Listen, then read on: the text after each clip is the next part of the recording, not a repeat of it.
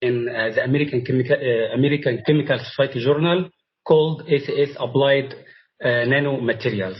My article's title is Dissolved Organic Matter Cap Silver Nanoparticles for Electrochemical Aggregation Sensing of Atrazine in Aqua System.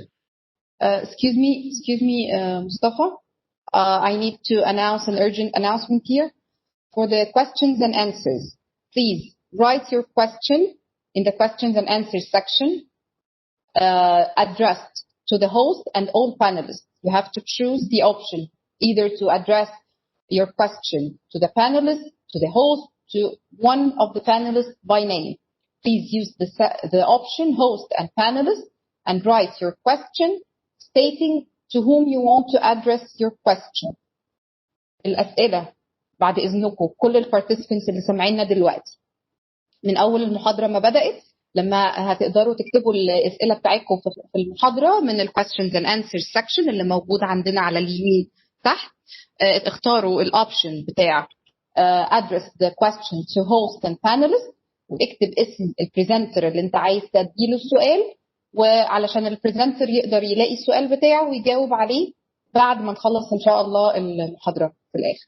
اتفضل. أنا آسفة بس عشان الناس تقدر تتابع معايا. اتفضل.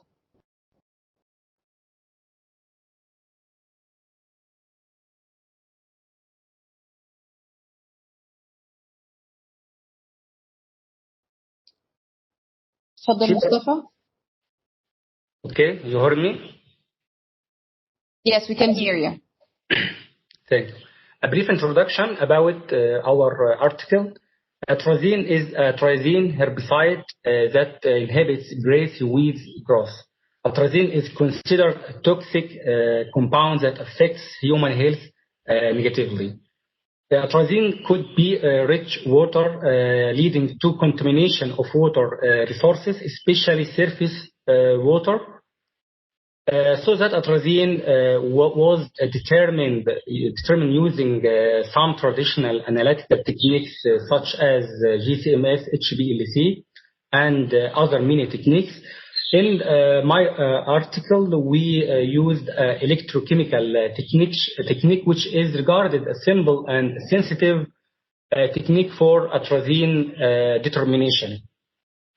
Specifically, we used the aggregation phenomena for the first time for determination of atrazine in surface water.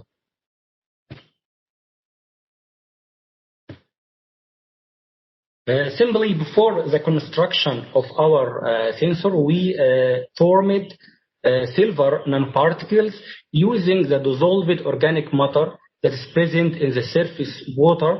We used the surface water of our Nile to synthesize silver nanoparticles. Ag cation, our precursor, was reduced using the dissolved organic matter, mainly humic and fulvic acids, to form the nanoparticles. After that, the capping layer, also the dissolved organic matter, result in the stability of our silver nanoparticles. The nanoparticles were indicated visually from turning the color from the pale color to the brownish color. After that, the silver nanoparticles were characterized using UV visible spectroscopy and fluorescent spectroscopy to determine the peak that is corresponding to the silver nanoparticles. UV visible showed a peak around 400 nanometer, which is corresponding to the surface plasmon resonance peak of silver nanoparticles. Also, fluorescence shows the redshift of the absorption peak, which is also corresponding to the silver nanoparticles. Finally, transmission electron microscope was used to determine the morphology and the size of the nanoparticles. Our particles were spherical and semi-spherical in the size range of 20 to 30 nanometer.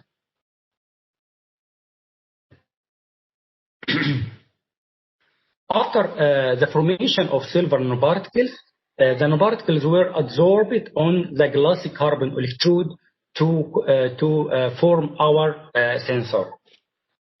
There are many parameters that were studied to optimize our dissolved organic matter silver nanoparticles composite before using this sensor for atrazine determination.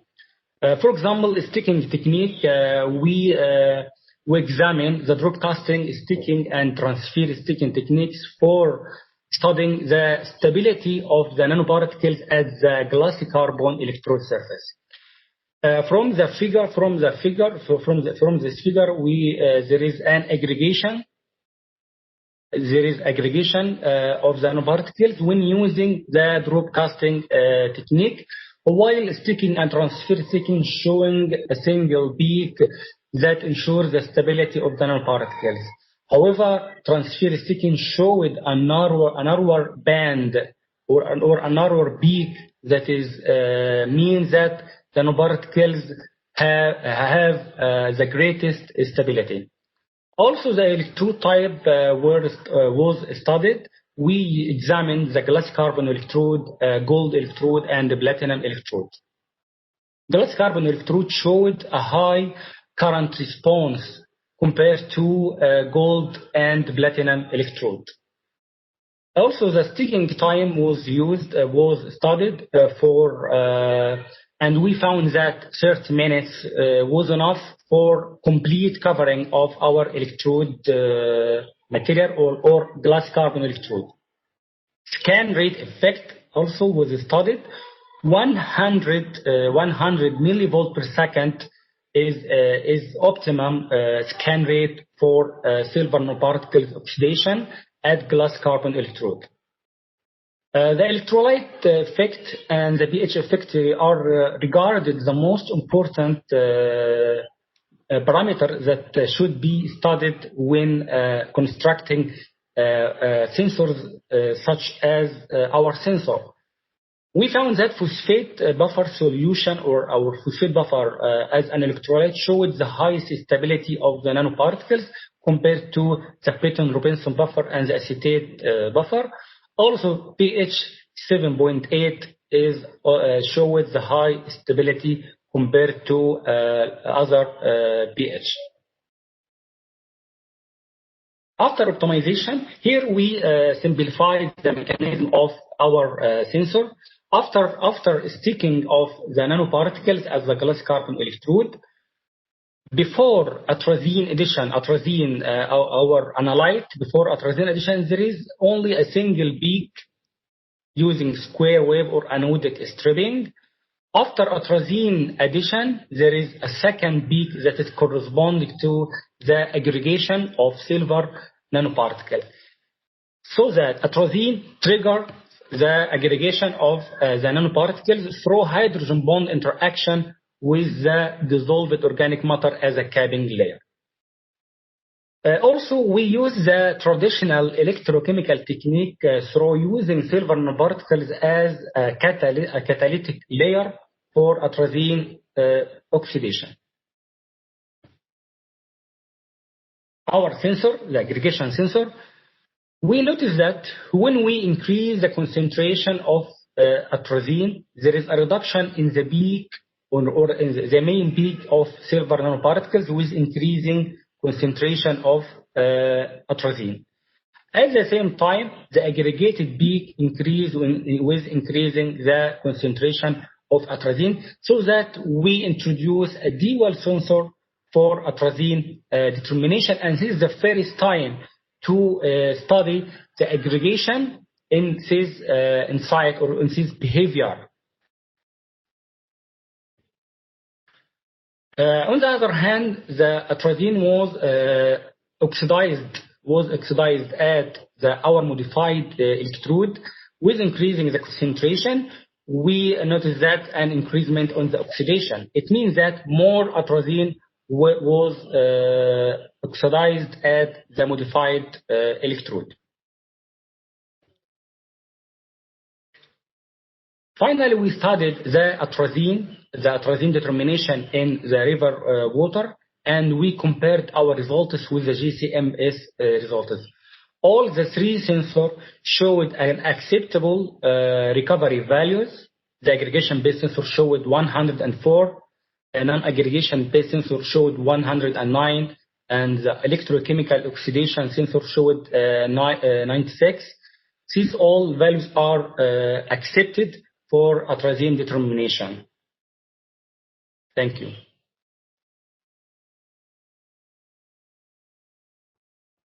Thank you. Thank you, Mustafa, for your comprehensive presentation. احنا دلوقتي الأسئلة مفتوحة. لو في أي حد عنده سؤال يوجهه على ال questions and answers section. يوجه فيه بس اسم البريزنتر إن هو عايز يسأل السؤال ده لدكتور مصطفى زهران، وآخر السيشن هنجاوب الأسئلة. لو في حاجة اتبعتت دلوقتي ممكن نبتدي نشوف. أوكي، شكرا. دلوقتي معانا السكند برزنتيشن بروفيسور نبيل الهادي.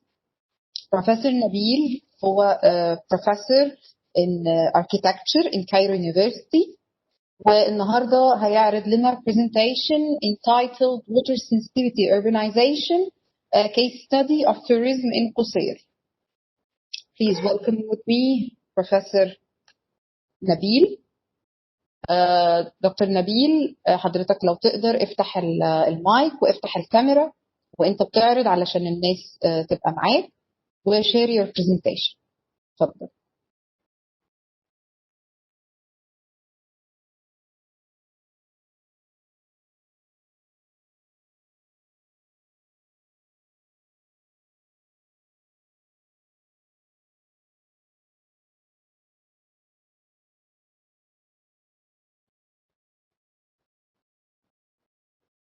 Dr. Nabil, share your presentation, please. Okay.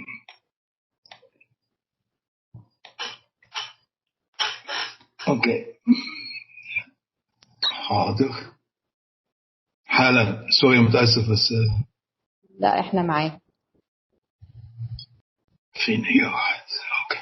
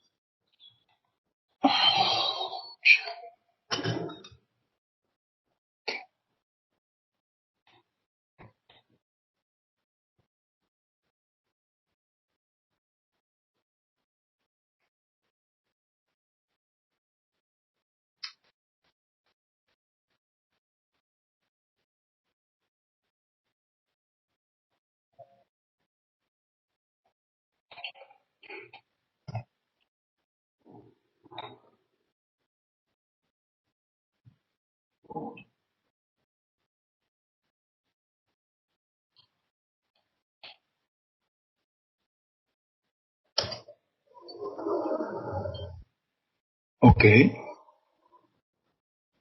كده باينة Can you hear me everybody? أيوة. Okay. تفضل يا دكتور. You can hear you. The presentation is clear. You can start. Okay. Thank you very much for having me. This presentation is by myself, Nabil Al-Hadi, and my colleague Ahmed Al-Adawi. Ahmed Al-Adawi is a water expert from Mansoura University. So this is to start with. My presentation is composed of 4 components. One has to do with water and history, and one has to do with the challenges of water in Qusayr. And the third one is understanding water system as a complex system, and then finally how to capitalize on this understanding in trying to transform existing unsustainable water system to hopefully a more sustainable water system. So the first part has to do with the understanding of water system as part of history of any city. And I think this is really an important. Traditionally, we are not really used to look at water when we start or study history of cities. And as shown here, it's really clear when you look at Qusayr. This is the DM model made by Ahmed Al-Adawi. Overlapped on it, the water system, you can see clearly the 2 main water wadis that really made El Qusayr. One of them is the main wadi that we know now is Wadi al-Ambaki that exists, and the other one is Wadi El Qusayr al-Qadim. Of course, El Qusayr used to rely on groundwater for hundreds, if not really thousands of years. Then when you look at the challenges that city of El Qusayr is facing, city of Qusayr is now, according to the last census by CapMass 2017, was almost 50,000 people living in it. Not really a big city, could have been a little bit bigger, but still actually this is a significant number of population. And in order to provide water for this amount of people, you need to rely mainly on desalination. So most of the water that people drink in Qusayr is coming from desalination plant in Qusayr that produces almost 3,000 cubic meter a day. And some of the water that is coming to Qusayr as well is coming through the Nile. There is a pipeline from Kena to Safaga and then going back, going south to Qusayr. This is constitute part of water that people in Qusayr drink.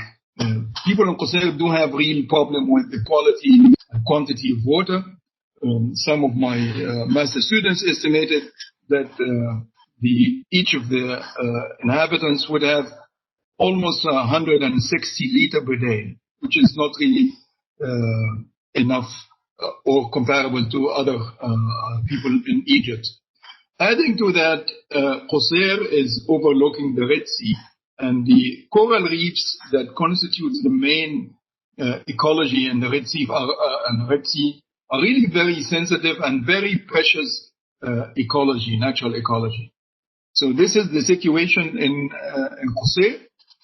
Another one has to do with how water is important. This diagram is really interesting. This is SDGs, the 17 SDGs, but it's not simply water as number 6. This is relatively assessing to which extent water is related to a certain SDG. So it is related directly to at least 6 SDGs. So almost a third of SDGs is related to water.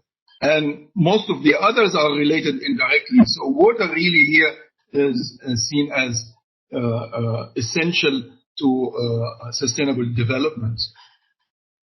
One thing that really drew our attention last year, this IPCC report was issued back in December 2019. I think there is a paper as well published in Nature, estimating that the Red Sea in Egypt will face by the end of this century almost a collapse in terms of economy due to a collapse in the coral reefs. And this is really very alarming and very dangerous and something that we need to take seriously. So coral reefs, which is part of water system, is really endangered due to mainly tourism and other human activities in many parts of many cities along the Red Sea. So what we are doing, of course, we do have really a serious problem in terms of funding research. So what I do is I'm using my master students as well as master thesis and PhD thesis in order to facilitate sort of what you can describe as pilot research. So we did along this year, starting last September till the end of June, we did 3 cycles of studies focusing on the interface between land and sea in Qusayr. One product from the fall term that we had at Cairo University is this diagram that is trying to analyze the water situation in the tourism sector. This is here drawn three main resorts in Qusair, Flamenco, Movenpick, and Radisson. And Flamenco, for example, does have a separate desalination plant. Both Movenpick and Radisson do have one desalination plant that provides fresh water for them both.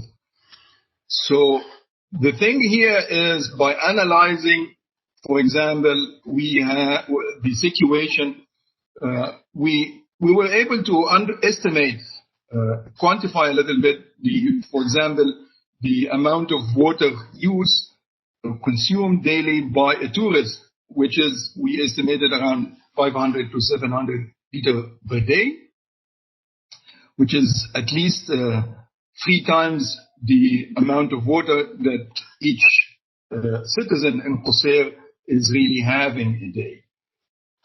One interesting stuff here is a significant amount of brine getting into the groundwater. This is groundwater discharge, but how it will end into the sea, how it will impact the coral reefs or not, we are not really, we don't really exactly know. We have not yet the capability to do this research. Hopefully we'll do it in the recent future. One interesting observation that we had here as well is we tried to estimate the virtual water that is being used by tourism, particularly mainly in the food. And there is no real, the research here is beyond our capacity, so we had to rely on research from outside.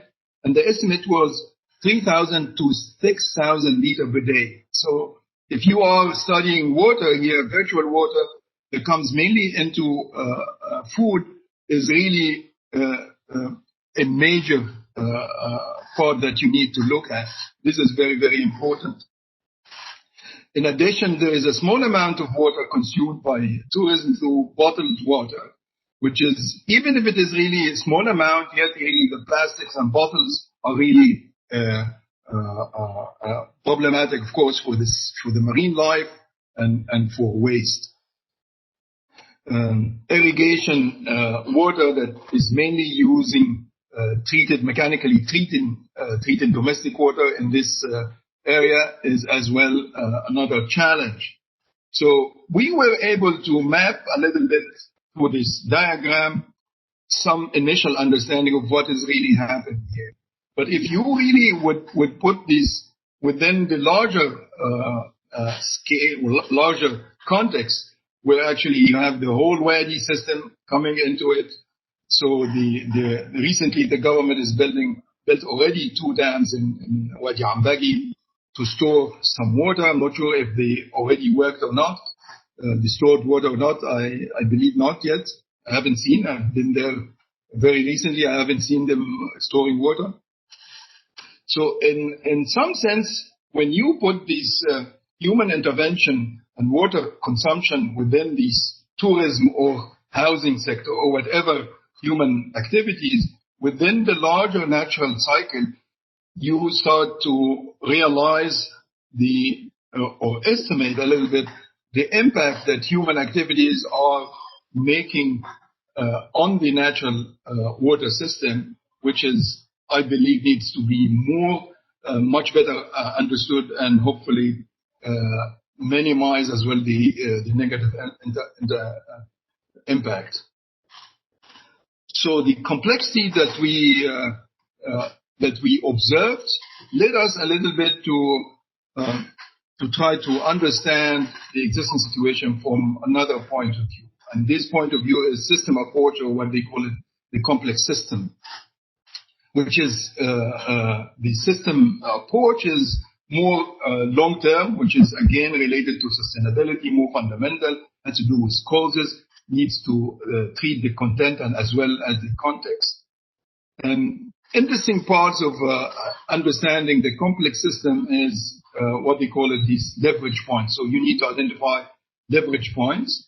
So in some sense, one would say water as a whole can be identified as a leverage point, but within the water system, the design can as well, and redesigning the water system can be of real value in order to optimize and make the system more sustainable. And if you, of course, want to address this system in a complex way, you need to address in a micro level, but as well in a meso level and macro level. Another thing that we are really experimenting to better understand and develop our approaches as well is moving from development into what they call it now thriving. So thriving is simply, for example, if you want to have a thriving water system, you need to have a water system that does not really harm the nature. Natural boundaries here are really clearly identified in terms of numbers. So freshwater withdrawal would be really a planetary boundary. Ocean acidity becomes really a planetary boundary. Yet, so this is a threshold, this is a ceiling that you should not really go beyond. But there is as well a flooring that you should not really go underneath, which is the social foundation. So in terms of water accessibility, energy, and other social equity and other social aspects. So going back again to the diagram that we mapped before, then we can start really, if we want to understand this much better, the water system, we can start to map that we need to reduce significantly domestic water use. This is a really great challenge. We need to reduce bottled water, of course. We need to reduce virtual water as well.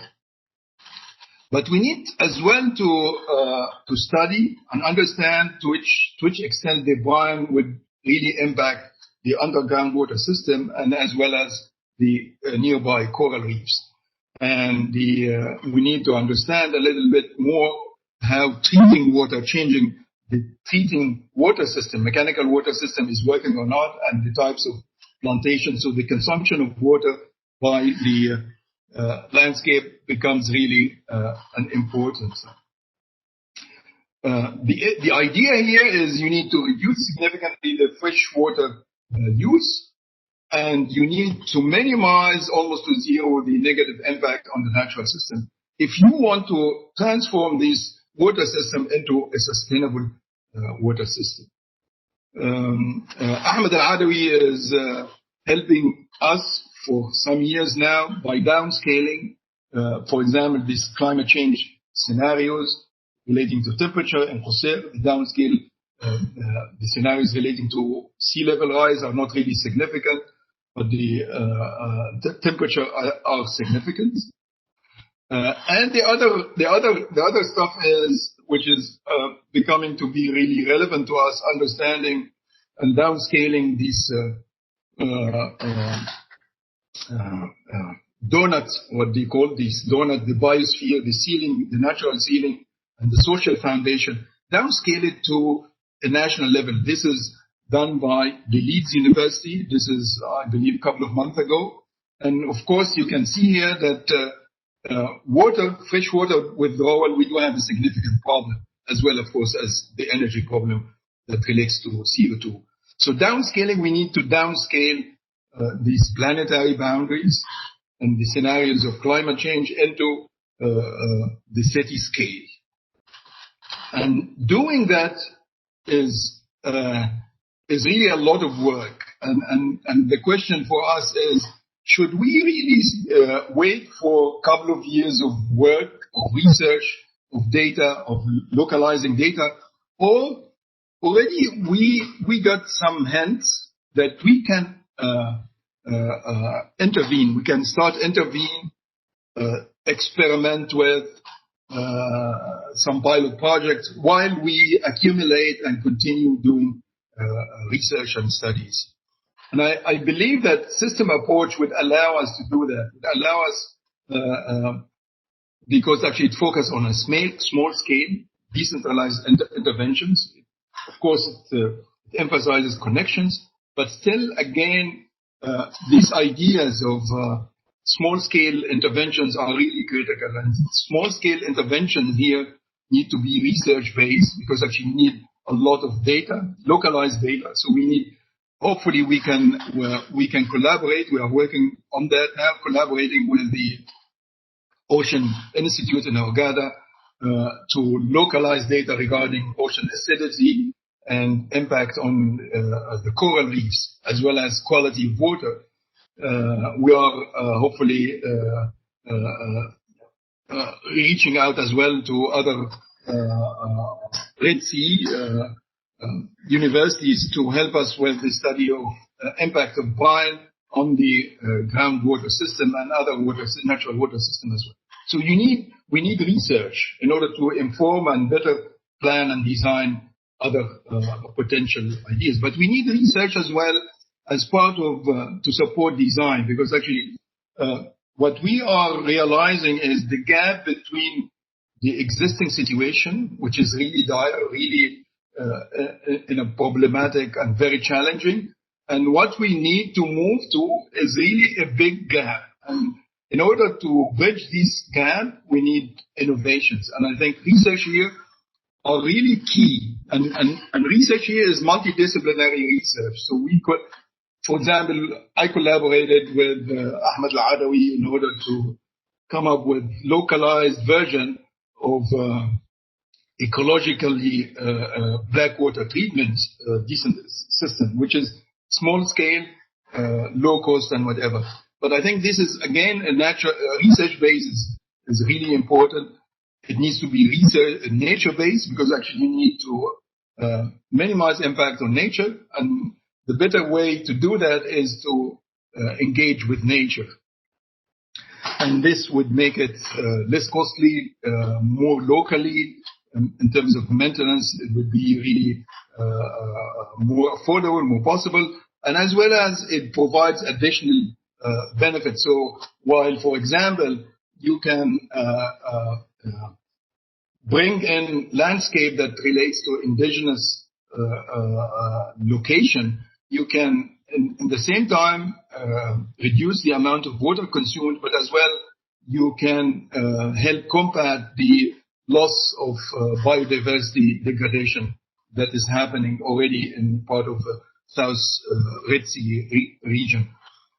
But this project as well needs to engage communities, and communities here is both the city and tourism as well. So tourism needs to be dealt with, or tourists need to be dealt with as visitors, visiting a community, and I think this is a very recent and very important approaches to tourism. Sorry.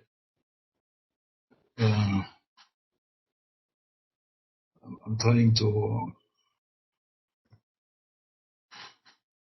And the final thing is, it needs to be local resources. So local resources here does not simply means materials.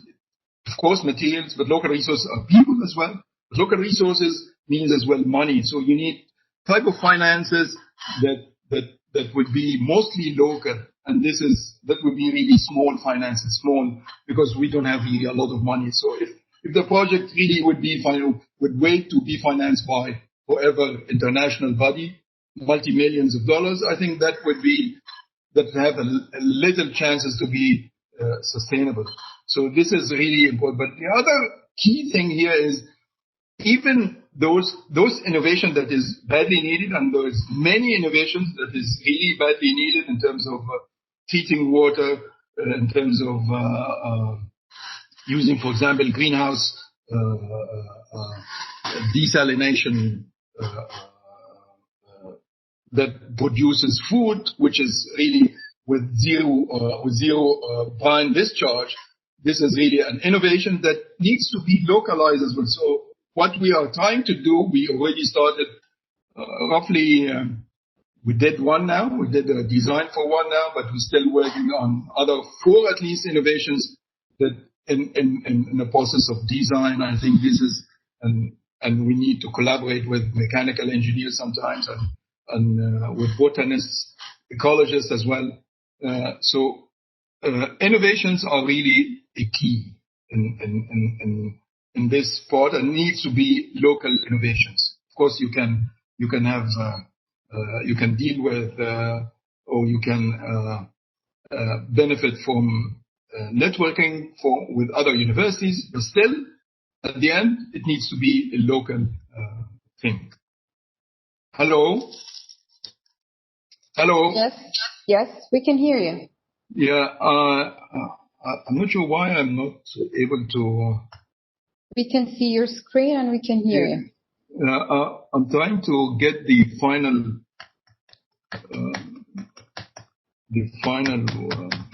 slide, but I'm not sure why it is not really working. Okay, you can conclude orally. So this is not working. So it's the thing here that we are doing is this is research in progress. We are trying to use the local resources available to us at the university. I'm trying to reach out to communities, trying to, of course, we understand the sophistication of science, but still actually we need to collaborate with scientists, but we need as well to engage communities and make them understand the challenges. We need to understand the complexities of political and economical system and come up with ideas that can work and can help us move a little bit forward. Thank you. I'm done. Thank you. Thank you. Thank you, Dr. Mustafa, for your Dr. Nabil, for your presentation. You really highlighted many aspects here, trying to link the urban planning and to water resources and the impact of climate change that can impact the tourism, not only the water resources, but tourism and all other aspects. You also tackled the virtual water, which is an issue that we all need to know how important it is and how valuable it is. You also emphasized the need that all researchers need to work together in all fields, water resources fields, and for example, architecture, like you here, to try to resolve the challenges that are now emerging these days.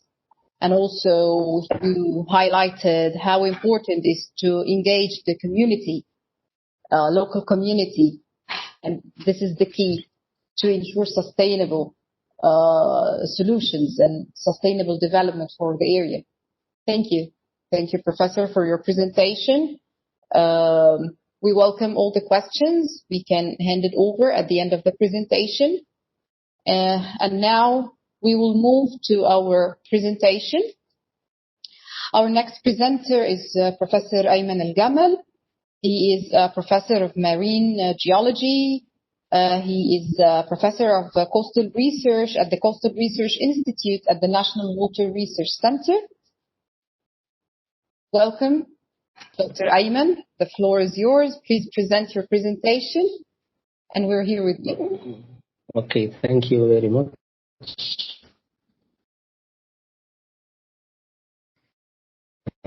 Rahim.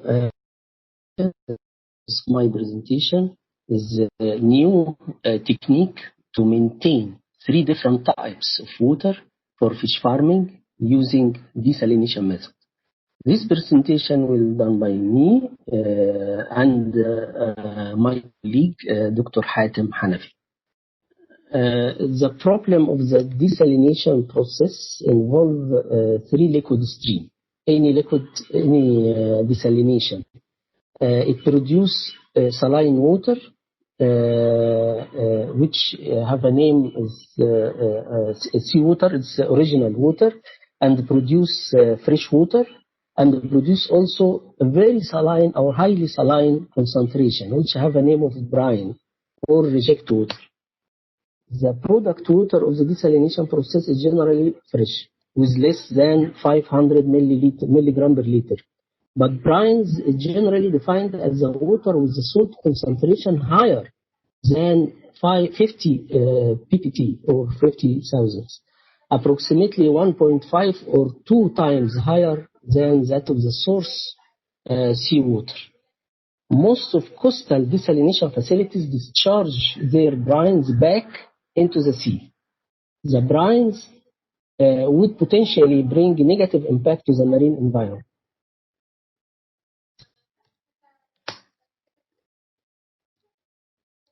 Okay, the aim of this work is to discuss. Excuse me, Dr. Ayman, whenever Yes. you want to make us to the next slide, you can tell us next slide, please. Okay. Okay. Now the next slide to the aim of the work. The aim of this work is to discuss that the problem of the brine production from desalination can be solved by the brackish water as a source of this water. Okay. The next, please. Now we have a map describe where we can get this brackish water. We have coastal lakes like Mariut, like Etko, like Brollos, like Manzala Lagoon. All these coastal lagoons have brackish water. And as example, as an exact number, the Boursaid, the average salinity there is 17.63. Brollos, 25.88. Etko, 20.01. And also Mariut, we have about 4.25 per thousand. Also, we can get the brackish water from the last end of Nile River at Rosetta and at Damietta estuaries. The part is starting from Itina barrage to the sea in Rosetta branch. We can find salinity 23.69. And the other part in the Damietta estuary, we can find from the Faraskor Dam to the sea, salinity about 25.6 per thousand. So we have now a huge amount of brackish water. We can use it for our work. Next, please. Now we can use these three types of water for three types of fish farm. Let us start from down the source water, the brackish water. The brackish water, we can use it as a source for the first fish farm. Brackish water, we can farming types of species like nigger, like European sea bass, and also gray mullet, thin lip mullet, Vanimeli shrimp. This is for the first fish farm which have a brackish water. And now we will desalinate this brackish water. The products, of course, is fresh water. You can use it, the majority for drinking and irrigation. And we can use it for the second fish farm with the fresh water. Fresh water, we can farming a species of fishes like tilapia, gray mullet. Gray mullet in Arabic have a name of buri. And also thin lip mullet carp, اللي هي المبروكة, وكاتفيش وماكرو برانكيام براون اللي هي الجمبري. And the other products of the desalination, which are brines. Brines have a highly saline water. We can use it in this case as a saline water, not high saline, because it is come from brackish water. So we can use it for the third fish farm with the marine water. We can farming gilt-head sea bream and European sea bass and Vanimi shrimp, Peneus semicalcatus. This is the three types of fish farming, and this also the outlet of the freshwater fish farm. We can use it to decrease the salinity of the brines also. We can reuse them. Next, please. So results and discussion. In order to solve the problem of brine production from desalination, brackish water can be used as source water. In Egypt, brackish water can get from either estuaries of Nile River, such as Rosetta and Damietta estuaries, or from brackish coastal lakes, such as Itko, Brolos, El Manzala lakes, and also Mariut.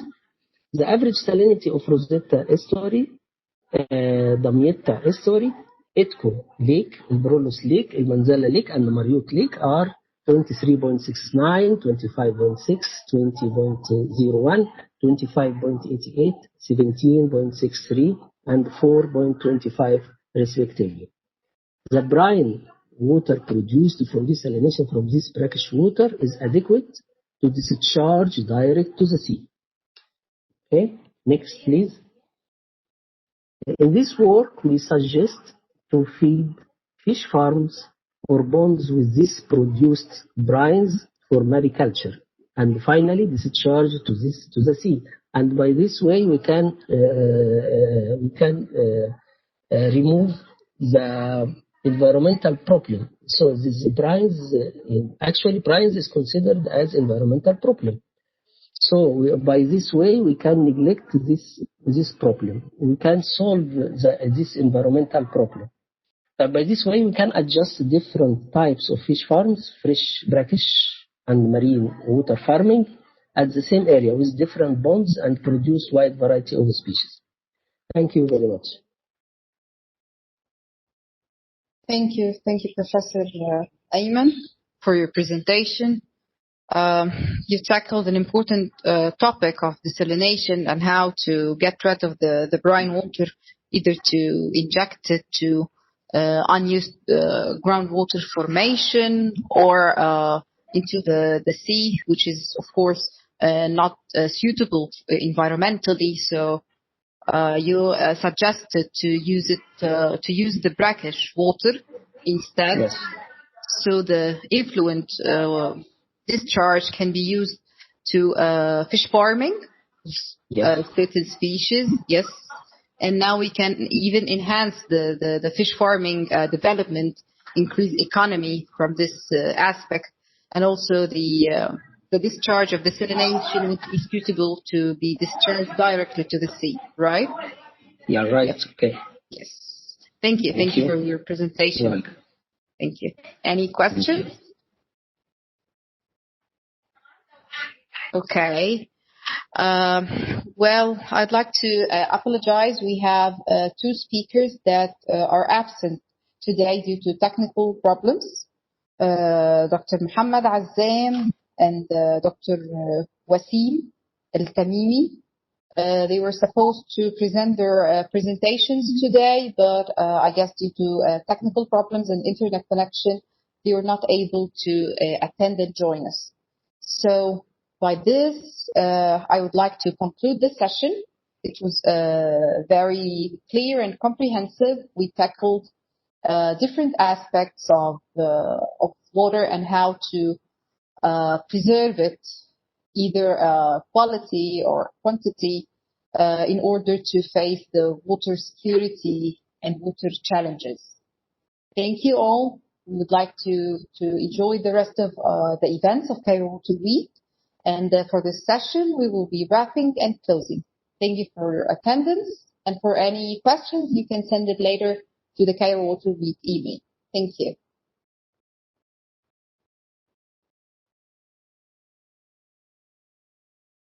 Thank you. Thank you, Iman.